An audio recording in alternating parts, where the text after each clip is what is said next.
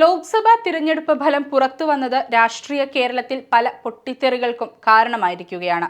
CPMന്റെ ദയനീയ തോൽവിയും കോൺഗ്രസിലെ വോട്ട് ചോർച്ചയും ഘടകകക്ഷികൾക്കിടയിൽ തന്നെ അപ്രീതിക്ക് കാരണമായിരിക്കുന്നു.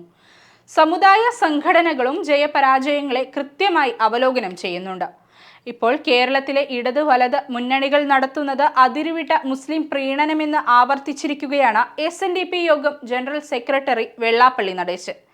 കഴിഞ്ഞ ദിവസം താൻ നടത്തിയ പ്രസ്താവനകളുടെ തുടർച്ചയെന്നോണം SNDP മുഖമാസികയായ യോഗനാഥത്തിന്റെ മുഖപ്രസംഗത്തിലാണ് വെള്ളാപ്പള്ളിയുടെ ഈ രൂക്ഷ വിമർശനം. കമ്മ്യൂണിസ്റ്റ് പാർട്ടികളുടെ തുടക്കം മുതൽ പാർട്ടിക്കൊപ്പം പാറ പോലെ ഉറച്ചുനിന്ന പിന്നാക്ക പട്ടികവർഗ വിഭാഗ സമൂഹത്തിന്റെ വിശ്വാസത്തെ CPMും CPIയും ന്യൂനപക്ഷ പ്രീണനത്തിനായി ബലി കഴിപ്പിച്ചെന്നും അദ്ദേഹം ആരോപിക്കുന്നു. കേരളത്തിലെ സാമൂഹിക യാഥാർത്ഥ്യങ്ങളെക്കുറിച്ച് തുറന്നു പറയുന്നതിന്റെ പേരിൽ രക്തസാക്ഷിയാകാനും മടിയില്ലെന്നാണ് അദ്ദേഹം പറയുന്നത്.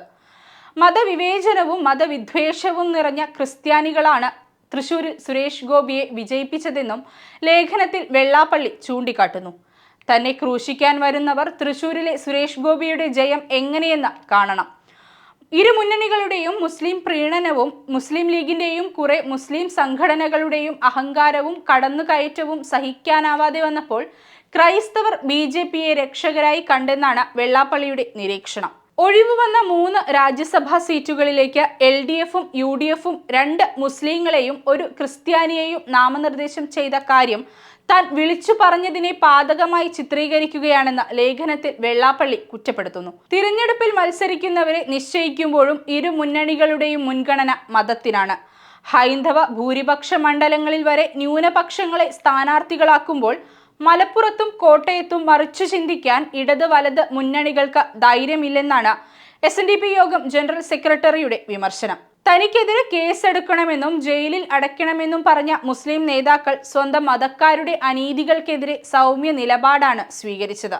മറ്റു മതസ്ഥരിലെ മനസ്സുകളിലെ മാറ്റം തിരിച്ചറിഞ്ഞ നിലപാടുകളെ പരിഷ്കരിക്കാൻ മുസ്ലിം ലീഗിന്റെയും മുസ്ലിം സമുദായങ്ങളുടെയും നേതൃത്വം ഇനിയെങ്കിലും ചിന്തിക്കണം. കേരളത്തിലെ ഹൈന്ദവ പിന്നോക്ക വിഭാഗങ്ങൾ നേരിടുന്ന അസമത്വം വ്യക്തമാക്കാൻ സാമ്പത്തിക സർവേ നടത്തണമെന്ന ആവശ്യം കൂടി മുന്നോട്ട് വച്ചാണ് വെള്ളാപ്പള്ളി ലേഖനം അവസാനിപ്പിക്കുന്നത്. കഴിഞ്ഞ ദിവസവും ലോക്സഭാ തിരഞ്ഞെടുപ്പിലെ ഇടതുമുന്നണിക്കേറ്റ തിരിച്ചടിക്ക് കാരണം ന്യൂനപക്ഷ പ്രീണനമാണെന്ന ആരോപണവുമായി വെള്ളാപ്പള്ളി നടേശൻ രംഗത്തെത്തിയിരുന്നു. രാജ്യസഭാ സീറ്റ് നൽകിയതടക്കമുള്ള നയങ്ങളുമായി CPMും LDFും മുന്നോട്ടു പോയാൽ കാര്യങ്ങൾ കൈവിടും. കാര്യങ്ങൾ മനസ്സിലാക്കിയാൽ പിന്നോക്ക വിഭാഗങ്ങളുടെ വോട്ട് ഫിക്സഡ് ഡെപ്പോസിറ്റായി ഉണ്ടാകും. ഇല്ലെങ്കിൽ കരുവന്നൂർ ബാങ്കിന്റെ അവസ്ഥയിലാകുമെന്നുമായിരുന്നു അദ്ദേഹത്തിന്റെ വിമർശനം. പിന്നാക്ക വോട്ടുകൾ BJPയിലേക്ക് പോയെന്ന് വിലപിക്കുകയാണ് CPM. അതിനിടയിലാണ് രാജ്യസഭാ സീറ്റ് നിർണയത്തിലെ അവഗണന. CPIയുടെ സീറ്റ് മുസ്ലിമിനും CPMന്റേത് ക്രൈസ്തവനും വിളമ്പി. UDF പതിവ് പോലെ ലീഗിന് സമർപ്പിച്ചു. 2 മുന്നണിയിലും ഭൂരിപക്ഷ സമുദായം പടിക്ക് പുറത്തായെന്നും വെള്ളാപ്പള്ളി പറഞ്ഞു. ഇത് തുറന്നു പറഞ്ഞതിന്റെ പേരിൽ മുസ്ലിം സംഘടനകൾ തനിക്ക് വർഗീയ പട്ടം ചാർത്തുന്നുവെന്നുമായിരുന്നു അദ്ദേഹത്തിന്റെ തുറന്നു പറച്ചിൽ. പ്രസ്താവന ചർച്ചയായതോടെ അദ്ദേഹത്തെ അവഹേളിച്ച് ജമാഅത്ത് കൗൺസിൽ രംഗത്തെത്തിയിരുന്നു. ഈഴവ സമൂഹത്തിന്റെ വോട്ട് BJPക്ക് കൂടുതലായി ലഭിച്ചു എന്നതിനാൽ സംസ്ഥാന സർക്കാരിന്റെ അതൃപ്തി തനിക്കെതിരെ ഉണ്ടാകുമെന്ന ഭയപ്പാടിലാണ് വെള്ളാപ്പള്ളി മുസ്ലിം സമൂഹത്തിനെതിരെ തിരിഞ്ഞതെന്ന് അവർ പരിഹസിച്ചു. കേരളത്തിൽ നൂറ്റാണ്ടുകളായി നിലനിൽക്കുന്ന മതസൗഹാർദ്ദം തകർക്കാനാണ് വെള്ളാപ്പള്ളിയുടെ ശ്രമം. മതസൗഹാർദ്ദം തകർത്ത് തനിക്കും കുടുംബത്തിനും നേട്ടമുണ്ടാക്കാമെന്ന മോഹം ഇവിടെ വിലപ്പോകില്ലെന്നായിരുന്നു പരിഹാസം.